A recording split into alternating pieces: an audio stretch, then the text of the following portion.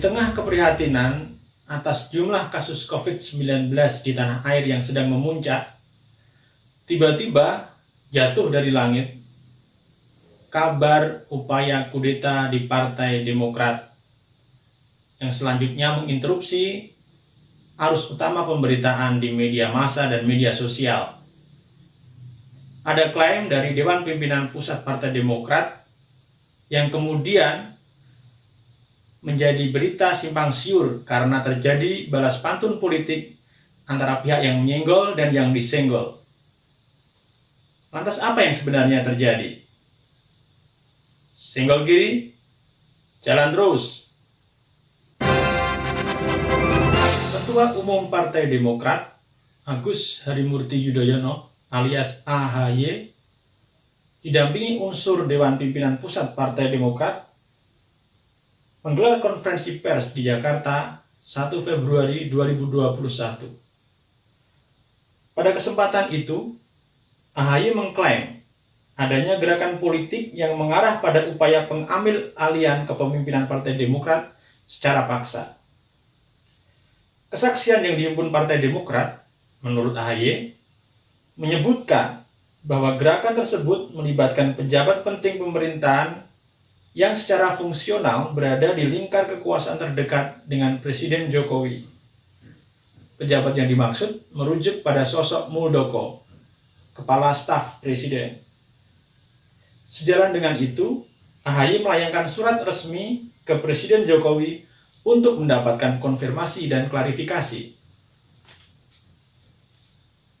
Menjawab pertanyaan wartawan beberapa hari kemudian, Menteri Sekretaris Negara Pratikno menyatakan, Presiden tidak akan merespon permintaan konfirmasi dan klarifikasi tersebut. Pertimbangannya, kabar kudeta di Partai Demokrat adalah urusan internal partai, adalah urusan rumah tangga partai. Pada pekan yang sama, Muldoko pada keterangan pers di rumah pribadinya di Jakarta menampik tudingan itu. Ia menyebut itu hanya dagelan politik. Di lain pihak, sejumlah senior kader Partai Demokrat justru menyerang balik AHY. Persoalan pun menjadi simpang siur. Jadi, apa yang sebenarnya terjadi di balik kabar kudeta Partai Demokrat? Mana yang benar? Sebelum menjawab pertanyaan itu, penting untuk kita dudukan bahwa adalah hak Partai Demokrat sepenuhnya untuk melontarkan isu tersebut ke publik. Selanjutnya, kita hormati upaya Partai Demokrat untuk menyelesaikan persoalan itu dengan pihak-pihak terkait. Sekarang kembali ke pertanyaan di depan. Apa yang sebenarnya terjadi di balik kabar kudeta Partai Demokrat? Mana yang benar? Teman-teman, mohon maaf. Sejujurnya saya tidak tahu. Jujur, saya benar-benar tidak tahu. Dan saya tidak ingin tahu. Saya tidak tertarik untuk tahu. Dan saya tidak butuh tahu. Dengan segala kerendahan hati, saya katakan, itu bukan urusan saya. Dan saya pikir juga, itu bukan urusan kita, masyarakat Indonesia. Ada terlalu banyak urusan relevan yang harus kita cermati dan pikirkan bersama saat ini, ketimbang ikut nimbrung mengkonsumsi berita semacam itu. Dalam konteks pandemi saja, persoalan itu tidak kurang. Sebut saja misalnya, jutaan pekerja informal sudah berbulan-bulan syarat rezeki. Para pekerja buruh, ada yang di PHK, ada yang dirumahkan, ada yang diputus kontrak di tengah jalan, dan sebagainya. Kurang persoalan apa kita? Dan ingat, per 7 Februari 2021, akumulasi COVID-19 di Indonesia, jumlahnya sudah mencapai 1,15 juta kasus. Dengan lebih dari 176.000 kasus berakhir dengan kematian. Maaf, lebih dari 176.000 kasus status aktif. Dan lebih dari 31.000 kasus berakhir dengan kematian. Ada yang meninggalkan istri, ada yang meninggalkan suami, ada yang meninggalkan anak, bahkan menjadi yatim piatu, dan sebagainya dan sebagainya. Jadi, kalau sekarang ada kabar upaya kudeta di Partai Demokrat, sekali lagi mohon maaf, itu bukan urusan saya dan saya pikir juga bukan urusan kita masyarakat. Dan sekali lagi saya pikir saya tidak tertarik untuk tahu lebih lanjut soal itu. Who cares? Itu posisi saya. Posisi saya ini sekaligus saya maknai sebagai katakanlah surat terbuka untuk para politisi dan semua partai politik di Indonesia. Anggap saja ini semacam kritik terhadap para politisi dan partai politik agar mereka mempunyai determinasi untuk terus meningkatkan kualitas dan memperbaiki diri. Sebab saya yakin masyarakat Indonesia berkepentingan agar para politisi dan partai politik serta sistem politik di Indonesia sehat dan berdaya guna, bukan sebaliknya. Jadi jangan salah paham, saya tidak sedang menyatakan bahwa partai politik itu tidak penting. Faktanya, partai politik adalah salah satu pilar demokrasi. Paling tidak demikianlah teorinya. Dan suka tidak suka, memang demikianlah adanya. Tentu dengan segala kekurangannya. Dalam konteks gagasan ideal, partai politik itu bahkan punya tugas dan tanggung jawab untuk memperjuangkan kesejahteraan yang adil dan beradab, sebagaimana cita-cita kemerdekaan. Jadi tentu kepentingan kita semua untuk menjaga agar partai politik itu sehat. Tapi pertanyaannya, bagaimana caranya? Kenyataannya relasi paling konkret antara kita masyarakat dengan partai politik itu hanya sebatas dalam hajatan pemilihan umum baik lokal maupun nasional setiap 5 tahun sekali. Itu pun relasinya seperti beli putus. Karena setelah proses suksesi, acap kali perjuangan partai politik tidak nyambung dengan aspirasi masyarakat. Ada sih relasi-relasi kecil di luar pemilihan umum. Misal ada dengar pendapat di DPR daerah maupun DPR pusat yang menghadirkan tokoh masyarakat atau perwakilan warga untuk beberapa kasus tertentu. Lalu ada juga kalanya para politisi itu datang ke daerah pemilihan untuk melakukan jaring aspirasi masyarakat istilahnya. Tapi frekuensinya dan skalanya saya pikir minimalis. Dan waktunya pun musiman. Bergantung cuaca politik. Saya barangkali naif. Tapi ada kalanya partai politik itu harus mendengar aspirasi dari rakyat, kritik dari rakyat yang naif. Dan dalam kesempatan ini, saya ingin melemparkan kenaifan saya terhadap partai politik di Indonesia, sekaligus berbagi kenaifan ini kepada teman-teman semua sebagai anggota masyarakat. Mengapa? Sebab saya masih berharap hal baik akan datang pada partai politik dan para politisi.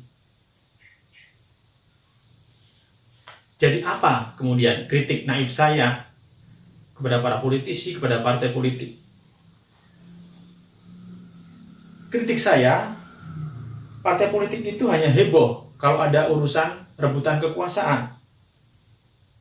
Sekali lagi, partai politik itu hanya heboh kalau urusannya menyangkut rebutan kekuasaan.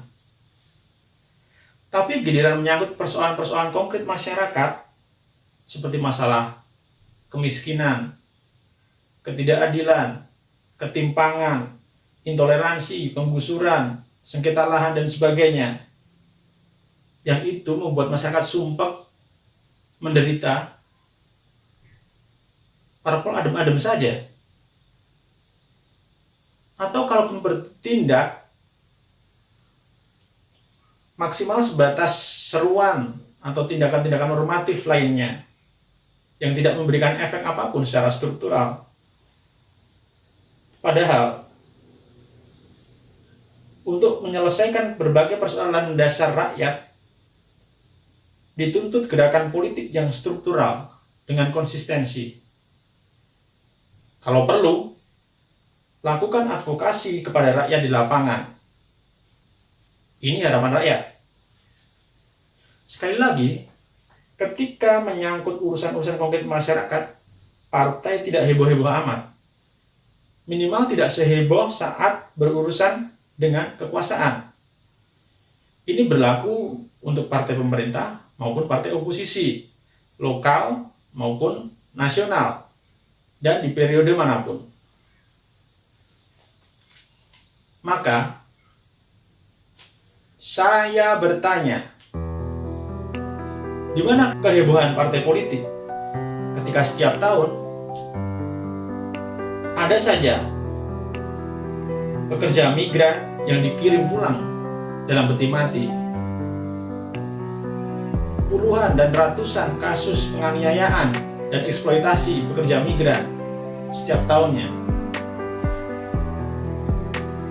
Di mana kehebohan partai politik ketika setiap tahun ada jutaan lulusan SMA, SMK yang nganggur? Di mana kehebohan partai politik ketika setiap tahun ada saja orang-orang yang dihukum penjara karena pengadilan didesak oleh gerakan intoleransi? Di mana kehebohan partai politik ketika eksploitasi buruh terjadi setiap tahun? Ada yang di PHK sepihak tanpa diberi pesangon, ada yang diputus kontrak di tengah jalan, ada yang dibonsai dengan status outsourcing seumur hidupnya, ada yang bekerja seharian dengan lingkungan yang tidak sehat, dan sebagainya. Di mana kehebohan partai politik ketika setiap tahun terjadi korupsi proyek-proyek negara bernilai triliunan rupiah? Uang yang dirampok itu adalah uang pajak, uang kita, uang rakyat, yang semestinya digunakan untuk mensejahterakan rakyat, membangun negeri ini. Di mana kehebohan partai politik ketika petani, buruh tani, nelayan, dan buruh sektor informal lainnya menjadi kantong kemiskinan turun-temurun? Saya beri ilustrasi. Dulu kakek petani punya sawah 2 hektar. Di generasi kedua, sawah warisan itu akhirnya dijual ke pengembang untuk kemudian disulap menjadi instalasi beton. Kenapa dijual? Karena bertani di negeri ini untuk sebagian besar rakyat, untuk sebagian besar petani, tidak menguntungkan. Generasi ketiga yang tak punya warisan sawah lagi terpaksa menjadi buruh tani yang upahnya hanya saat musim panen dan musim tanam. Di luar itu ia merantau ke kota untuk menjadi kuli bangunan, kuli pasar, dan sebagainya. Lantas bagaimana nasib generasi keempat dan seterusnya? Jumlahnya jutaan. Di mana kehebohan partai politik dalam ditani persoalan-persoalan rakyat itu? Di mana partai politik? Apakah ada konferensi pers yang dipimpin ketua umum partai politik manapun? untuk khusus bicara soal-soal kerakyatan, tidak untuk bicara yang lain. Di mana ada gugatan partai politik tentang persoalan kemasyarakatan yang tidak sekedar sampiran pidato politik, melainkan sungguh-sungguh menjadi ekspresi atas fokus agenda kerja partai yang benar-benar mendampingi rakyat. Di mana partai politik? Saya bertanya.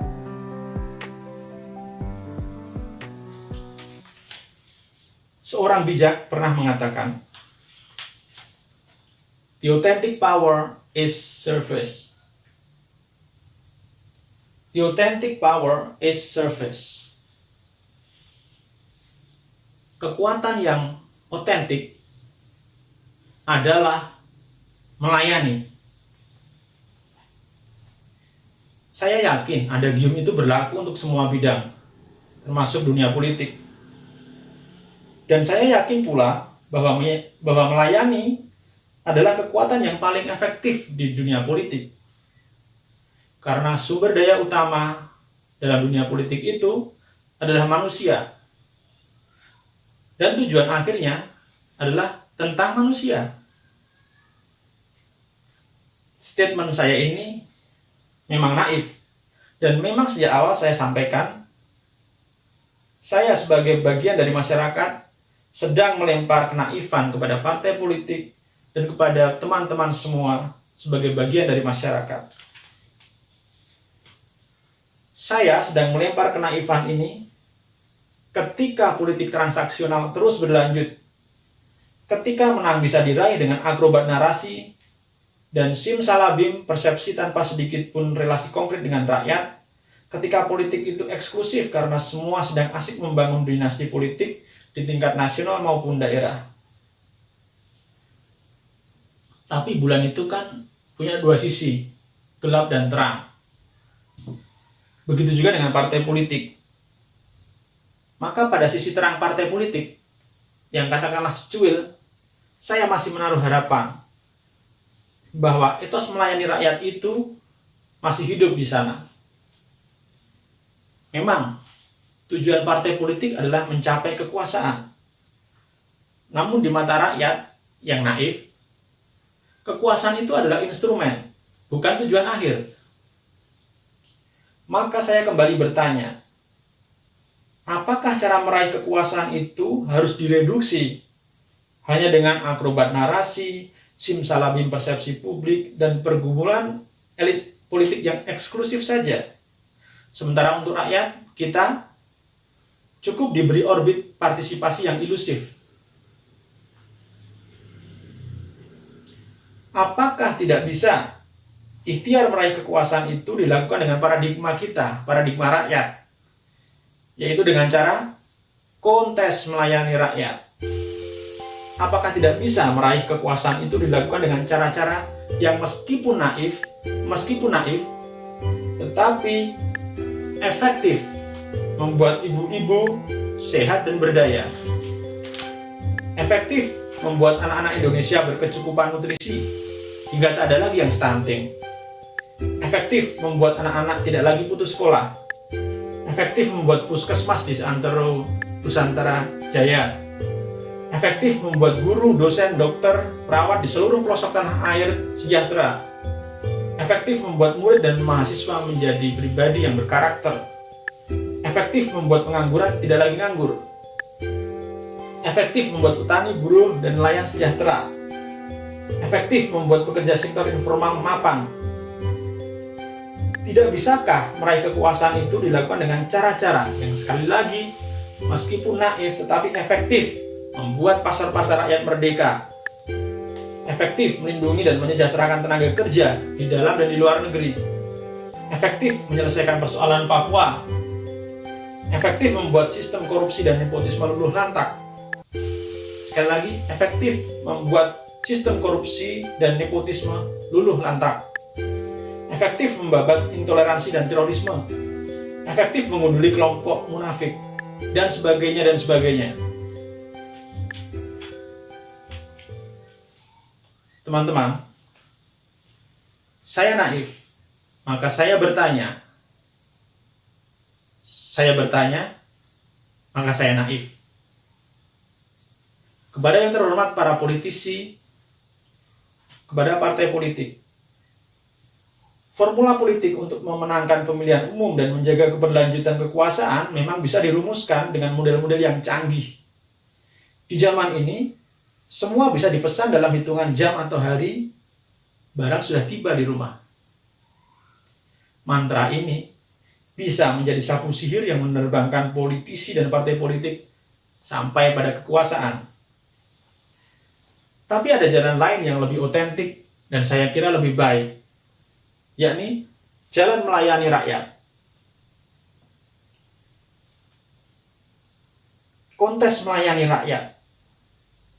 Ini nama permainan yang semestinya diselenggarakan semua politisi dan partai politik. Sebab saya percaya masyarakat pada akhirnya akan selalu sukarela memberikan dan mempercayakan kekuasaan kepada mereka yang pertama-tama setia melayani rakyat, bukan kepada mereka yang merakyat kalau ada maunya, bukan kepada mereka yang sibuk siang dan malam menggalang kekuatan diri dan kelompok kepentingannya, dan bukan kepada mereka yang heboh rebutan kekuasaan.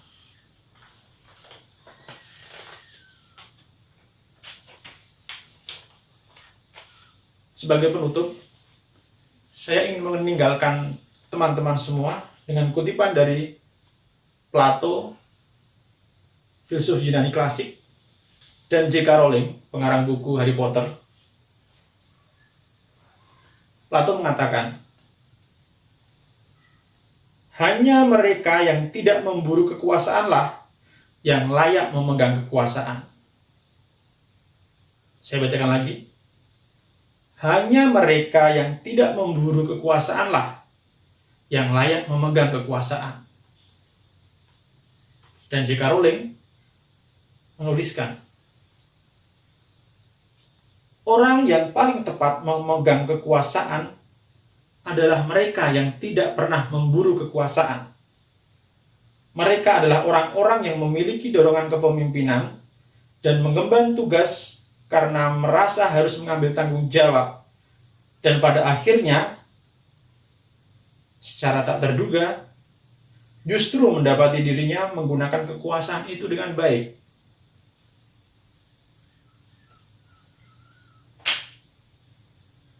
Singgol kiri, jalan terus.